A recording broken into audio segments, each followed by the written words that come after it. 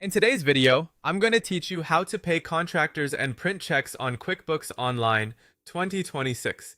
If you work with independent contractors and prefer paper checks, this walkthrough will show you how to create the check in QuickBooks Online and print it correctly so your books stay clean and your payments go out on time.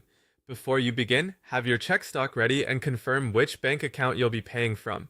Start on your QuickBooks Online dashboard and open the form you need by selecting the plus new button, then choosing check. This brings up the check screen where you'll enter all the payment details. Take a moment to look at the fields. What you put here becomes part of your accounting records and the printed check, so accuracy matters. Choose the bank account the funds will come from.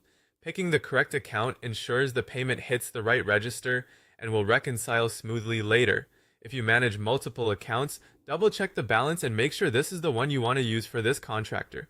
Next, enter the payee. This should be your contractor's name, set up as a vendor in QuickBooks. Using the correct vendor profile keeps your reporting clean and makes year-end summaries and 1099 preparation more straightforward. Confirm the payee is spelled properly so it prints correctly on the check.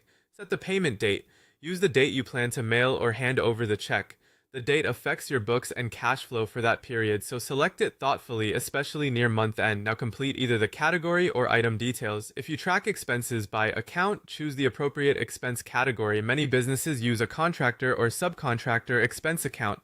If you track products and services or job details, use item details instead. Add a clear description so you and your contractor know what this payment covers. Finally, enter the amount you're paying. Review for typos or extra zeros before moving on. When everything looks right, choose Save and Print. This records the check in your books and gets you ready to produce the physical copy. On the printing screen, click Print Check.